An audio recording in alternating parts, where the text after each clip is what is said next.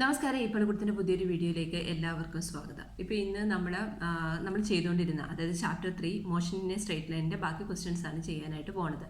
ഇപ്പോൾ ചാപ്റ്റർ 2ൻ്റെ കുറച്ച് വീഡിയോസ് ഇട്ടിരുന്നു. അതിൻ്റെ എന്തുകൊണ്ടാണ് എക്സസൈസ് ക്വസ്റ്റ്യൻ ചെയ്യാത്തതെന്നുള്ളൊരു ക്വസ്റ്റ്യൻ വന്നിരുന്നു. ആക്ച്വലി അതിൻ്റെ എക്സസൈസ് ക്വസ്റ്റ്യൻസ് അത്ര ഇമ്പോർട്ടൻ്റ് അല്ല. ഇപ്പം നിങ്ങൾക്കൊരു എക്സാം വൈസ് ആയാലും നീറ്റിനൊന്നും ആ ക്വസ്റ്റ്യൻസ് അത്ര ഇമ്പോർട്ടൻ്റ് അല്ല. ഇപ്പോൾ ചാപ്റ്റർ 2ലെ ക്വസ്റ്റ്യൻസ് നിങ്ങൾ ചെയ്യണമെങ്കിൽ കൂടുതലും എറേഴ്സ്, പാരലാക്സ്, അതേപോലെ ഡയമെൻഷൻസ് ഒക്കെ റിലേറ്റഡ് ആയിട്ടുള്ള ക്വസ്റ്റ്യൻസ് കൂടുതൽ ഏതെങ്കിലും പുറത്തുള്ള റിസോഴ്സിൽ നിന്ന് ചെയ്ത് നോക്കുന്നതായിരിക്കും ബെറ്റർ. അപ്പോൾ ഇന്ന് നമ്മൾ ചെയ്യാൻ പോകുന്ന ക്വസ്റ്റ്യൻ എനിക്ക് തോന്നുന്നു ഈ ഒരു ക്വസ്റ്റ്യനോട് കൂടി ആ എക്സസൈസ് ക്വസ്റ്റ്യൻസ് നമ്മൾ അഡീഷണൽ ക്വസ്റ്റ്യൻ കൊണ്ടുണ്ട്. അത് ഞാൻ ചെയ്യുന്നില്ല. നമ്മളിന്ന് ഫിനിഷ് ചെയ്യും. ഇപ്പം ഏകദേശം ഒരു 21 ക്വസ്റ്റ്യൻസ് ആയി. That is more than enough I think. പക്ഷേ ആ ലെസണിൻ്റെ തന്നെ കാൽക്കുലസ് നമ്മൾ ഇൻട്രൊഡ്യൂസ് ചെയ്യുന്നൊരു ലെസണാണത്. അതുകൊണ്ട് കാൽക്കുലസിലെ ക്വസ്റ്റ്യൻസ് നിങ്ങൾ അത് ടെക്സ്റ്റ് ബുക്കിലില്ല. ഫോർ എക്സാമ്പിൾ ഇപ്പോൾ ഡിസ്പ്ലേസ്മെൻറ്റിൻ്റെ ഒരു ഇക്വേഷൻ തന്നിട്ട് അതിൽ നിന്ന് വെലോസിറ്റി കണ്ടുപിടിക്കുക, ആക്സിലറേഷൻ കണ്ടുപിടിക്കുക, അങ്ങനെയുള്ള ക്വസ്റ്റ്യൻസ് ചോദിക്കാം കേട്ടോ. അപ്പോൾ ആ ക്വസ്റ്റ്യൻസ് നിങ്ങൾ സെപ്പറേറ്റ് ആയിട്ട് ചെയ്ത് നോക്കുക. ഞാൻ പറ്റുമെങ്കിൽ ആ ക്വസ്റ്റ്യൻ റിലേറ്റഡ് ആയിട്ടുള്ളൊരു വീഡിയോ ഇടാനായിട്ട് നോക്കാം. മിക്കവാറും 11th അത്തരത്തിലുള്ള ക്വസ്റ്റ്യൻസ് സാധാരണ ചോദിച്ച് കാണാറുണ്ട്. അപ്പോൾ അത് ഈവൻ ടെക്സ്റ്റ് ബുക്കിൽ കൊടുത്തിട്ടില്ല എങ്കിൽ പോലും അത്തരം ക്വസ്റ്റ്യൻസോടെ ഒന്ന് പ്രാക്ടീസ് ചെയ്ത് നോക്കുന്നത് നല്ലതായിരിക്കും. ഓക്കെ, അപ്പോൾ വീഡിയോസൊക്കെ കണ്ടിട്ട് ചാനൽ ഇഷ്ടപ്പെട്ടെങ്കിൽ ചാനൽ സബ്സ്ക്രൈബ് ചെയ്യുക. അതേപോലെ തന്നെ നിങ്ങളുടെ ഫ്രണ്ട്സിൻ്റെ അടുത്തൊക്കെ ഈ വീഡിയോസ് ഷെയർ ചെയ്യുക.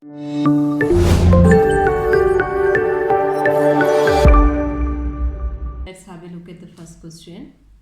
ഇതായിരുന്നു നമ്മുടെ ഫസ്റ്റ് ക്വസ്റ്റ്യൻ. ഇപ്പോൾ ഇതിനകത്തുള്ള കൂടുതൽ ക്വസ്റ്റ്യൻസ് ഈ തവണത്തെ ക്വസ്റ്റ്യൻസ് എല്ലാം ഗ്രാഫ് റിലേറ്റഡ് ക്വസ്റ്റ്യൻസ് ആണ്. ഓക്കെ, അപ്പോൾ അതുകൊണ്ട് നോക്കുക ഇക്വേഷൻസ് ഒന്നും യൂസ് ചെയ്യുന്നതൊന്നും വരുന്നില്ല. അപ്പോൾ ആദ്യത്തെ ക്വസ്റ്റ്യൻ നോക്കിക്കേ. Look at this graph. അപ്പോൾ പല ഗ്രാഫ് തന്നിട്ടുണ്ട്. First graph is x t means distance time graph അല്ലെങ്കിൽ displacement time graph. Second one is velocity time graph. The third one is speed time graph. Then the total പാത്തും ടൈമും തമ്മിലുള്ള 4 ഗ്രാഫ്സാണ് ഇവിടെ കൊടുത്തിരിക്കുന്നത്. Carefully and state with reason which of these cannot possibly represent one-dimensional motion of a particle എന്നാണ് കൊടുത്തിരിക്കുന്നത്. അപ്പോൾ നമുക്ക് ഓരോ ഗ്രാഫ് ബൈ ഗ്രാഫായിട്ട് ചെയ്ത് നോക്കാം. ഈ ഫസ്റ്റ് ഗ്രാഫ് നോക്കി. ഫസ്റ്റ് ഗ്രാഫിൻ്റെ ഒരു പ്രശ്നം എന്താണെന്ന് ചോദിച്ചു കഴിഞ്ഞാൽ, ഇപ്പോൾ ഞാനിവിടെ ഒരു ടൈം എടുത്തു കഴിഞ്ഞാൽ, ഫോർ എക്സാമ്പിൾ ഞാനിപ്പോൾ ഒരു 2 സെക്കൻഡ് ഒരു ടൈം എടുത്തു കഴിഞ്ഞാൽ 2 സെക്കൻഡിന് കറസ്പോണ്ടിങ് ആയിട്ട് എനിക്ക് എന്ത് ചെയ്യാൻ പറ്റും? ഐ ക്യാൻ ഫൈൻഡ് 2 പൊസിഷൻസ് അല്ലേ. ഇപ്പോൾ ഇവിടെ ഒരു എക്സ് വാല്യൂ എനിക്ക് കിട്ടും, ഇവിടെ ഒരു എക്സ് വാല്യൂ കിട്ടും, which is not practically possible. ഒരേ ടൈമിൽ 2 സ്ഥലത്ത് എക്സിസ്റ്റ് ചെയ്യാൻ നമ്മൾ കുമ്പിടിയൊന്നുമല്ലല്ലോ ഇതിനകത്ത് പഠിക്കുന്നത്. സോ ഇതിനകത്ത് ഒരേ ആ ഗ്രാഫ് അതുകൊണ്ട് തെറ്റാണ്. ഓക്കെ, നെക്സ്റ്റ് ഗ്രാഫിലും ഇതേ സെയിം പ്രശ്നം തന്നെയാണ് വരുന്നത്. Velocity time graph. ഞാനിവിടെ ഒരു പർട്ടിക്കുലർ ടൈമിൽ വെലോസിറ്റി നോക്കിക്കഴിഞ്ഞ് കഴിഞ്ഞാൽ പോസിറ്റീവ് വെലോസിറ്റി നെഗറ്റീവ് വെലോസിറ്റിയും എനിക്ക് ഒരേ സമയം കിട്ടും, which is not practically possible. അടുത്തത് സ്പീഡ് ടൈം ഗ്രാഫ്. അത് റോങ് ആയിട്ടുള്ള ഒരു ഗ്രാഫാണ്. ബിക്കോസ് സ്പീഡ് എന്താവില്ല, സ്പീഡ് നമുക്ക് നെഗറ്റീവായിട്ട് കിട്ടില്ല. അപ്പോൾ അതുകൊണ്ട് ഈ ഗ്രാഫ് എന്താണ്? റോങ് ഗ്രാഫാണ്. അടുത്തത് നോക്കിക്കേ, ടോട്ടൽ പാത്ത് ലെങ്ത്. അപ്പോൾ ടോട്ടൽ പാത്ത് ലെങ്ത് എന്ന് പറയുമ്പോൾ നമ്മുടെ ഡിസ്റ്റൻസ് ആണ്. നമ്മൾ പഠിച്ചിട്ടുണ്ട് ടോട്ടൽ പാത്ത് ലെങ്ത് എന്ന് പറയുന്നത് 0 ആവില്ല. അതേപോലെ തന്നെ അത് എപ്പോഴും കൂടുകയുള്ളൂ, അത് കുറയില്ല. അപ്പോൾ നമുക്കിങ്ങനെ നെഗറ്റീവ് സ്ലോപ്പുള്ള ഒരു ഗ്രാഫ് അതിന് കിട്ടില്ല. അപ്പോൾ അതുകൊണ്ട് അതാണ് ഈ ഗ്രാഫിൻ്റെ മിസ്റ്റേക്ക്. അതായിരുന്നു 3.16. ഇപ്പോൾ ഇതൊന്നും ഡൈനാമിക്കൽ മോഷനുള്ള ഒരു പാർട്ടിക്കിളിൻ്റെ മോഷനെ കാണിക്കുന്ന ഗ്രാഫായിട്ട് നമുക്ക് കൺസിഡർ ചെയ്യാനായിട്ട് പറ്റില്ല. അടുത്തത് ഇതാണ് 3.17. ഇതും ഒരു ഗ്രാഫ് റിലേറ്റഡ് ആയിട്ടുള്ള ക്വസ്റ്റ്യൻ തന്നെയാണ്. ഒരു എക്സ് ടി ഗ്രാഫ് തന്നിട്ടുണ്ട്. അപ്പോൾ എക്സ് ടി ഗ്രാഫിൽ അവർ ചോദിച്ചേക്കുന്നത്, is it correct to say from the graph that the particle moves in a straight line for t is less than 0. ഇതാണ് ടി ഈസ് ലെസ് ദാൻ 0 എന്നുള്ള region വരുന്നത്.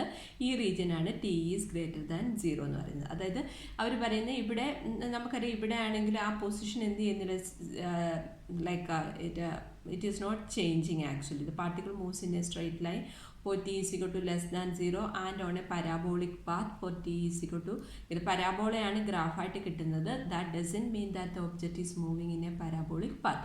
എന്തുകൊണ്ടാണ് പറയുന്നതിനുള്ള കാരണം എന്ന് വെച്ച് കഴിഞ്ഞാൽ, ഈ ഗ്രാഫ് നിങ്ങൾ already distance time graph for accelerated മോഷനായിട്ട് പഠിച്ചിട്ടുണ്ട്.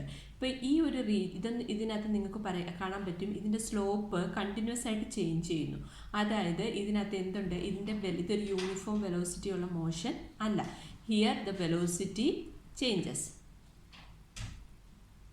velocity changes means it is an accelerated motion. ഇതൊരു കോൺസ്റ്റന്റ് ആക്സിലറേറ്റഡ് മോഷൻ ഉള്ള ഒരു എക്സ് ടി ഗ്രാഫ് ആയിരിക്കാം. ഇപ്പോൾ കോൺസ്റ്റൻറ്റ് ആക്സിലറേറ്റഡ് മോഷനുള്ള ഒരു എക്സ് ടി ഗ്രാഫിനുള്ള ഒരു എക്സാമ്പിൾ എന്ന് പറയുന്നത് ഫ്രീ ഫോൾ ആണ്.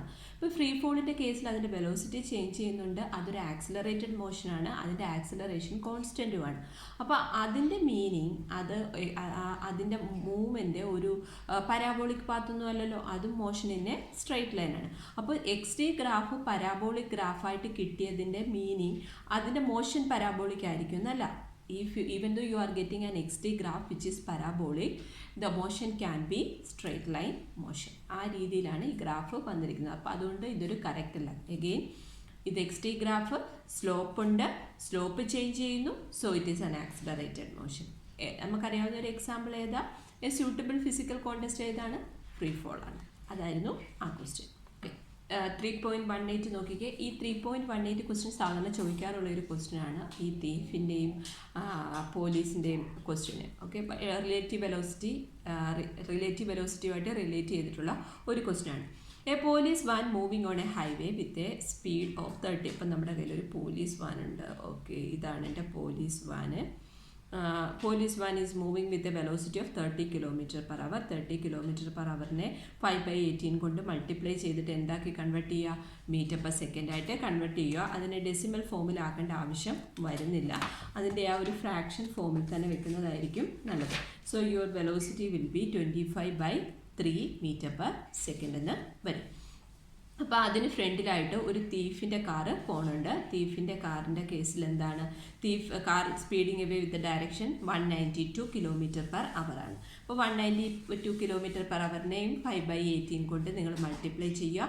സോ നിങ്ങൾക്ക് 5/18 കൊണ്ട് മൾട്ടിപ്ലൈ ചെയ്യുമ്പോൾ നിങ്ങൾക്ക് കിട്ടുന്നത് 160/3 മീറ്റർ/സെക്കൻഡ് ആണ്. If the muscle speed of the bullet is 150 metre second. നിങ്ങൾ ഈ ക്വസ്റ്റ്യൻ ചെയ്യുമ്പോൾ ഇതിനകത്ത് മസിൽ സ്പീഡാണോ തന്നിട്ടുള്ളതെന്ന് നിങ്ങൾ നോക്കണം.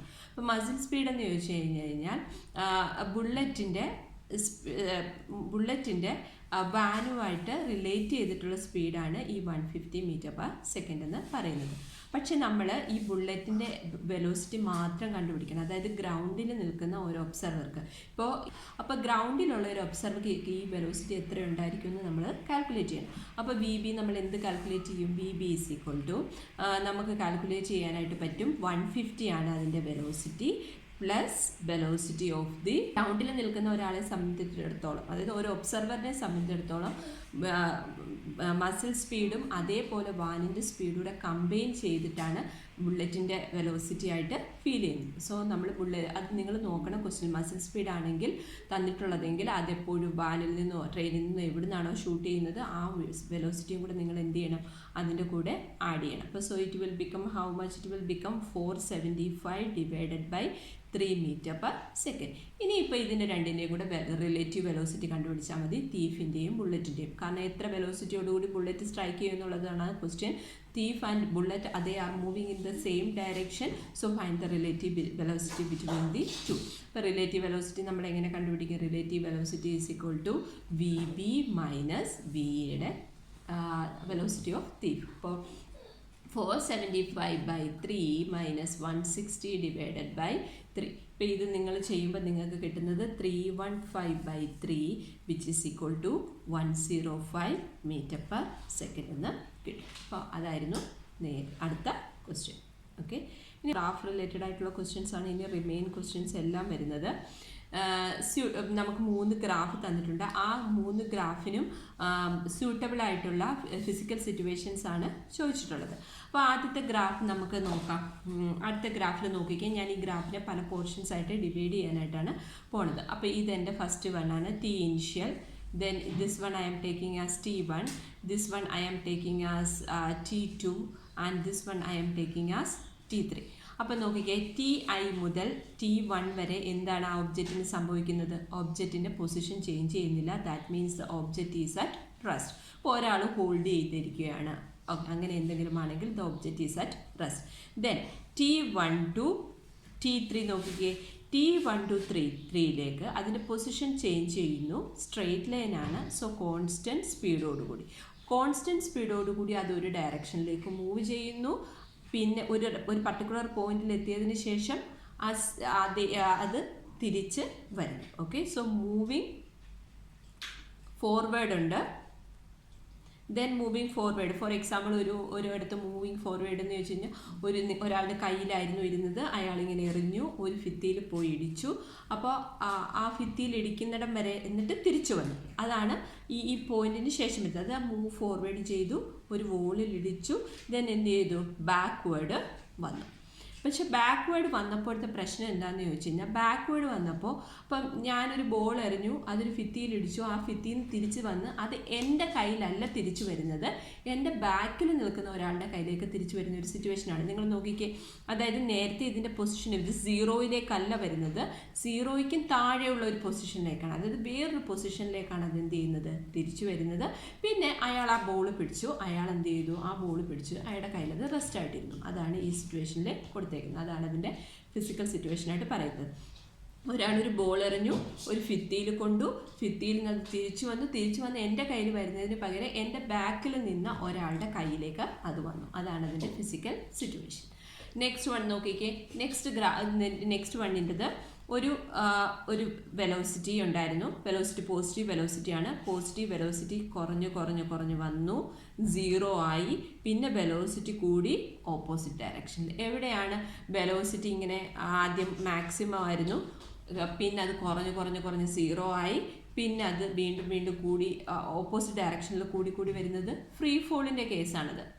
ഫ്രീ ഫോളിൻ്റെ വെലോസിറ്റി ടൈം ഗ്രാഫിൻ്റെയാണ് വരുന്നത്. പക്ഷേ നോക്കിക്കേ, ഇപ്പോൾ നമ്മൾ ഒരു ഒബ്ജക്റ്റിനെ മുകളിലേക്ക് എറിയുമ്പോൾ ഇവിടെ മാക്സിമം വെലോസിറ്റിയാണ്. ഫോർ എക്സാമ്പിൾ ഞാൻ 5 മീറ്റർ പെർ സെക്കൻഡോടുകൂടിയാണ് എറിയുന്നെങ്കിൽ എന്ത് പറ്റും, 5 മീറ്റർ പെർ സെക്കൻഡിൽ നിന്ന് എന്ത് ചെയ്തു, അത് 0 ആയി.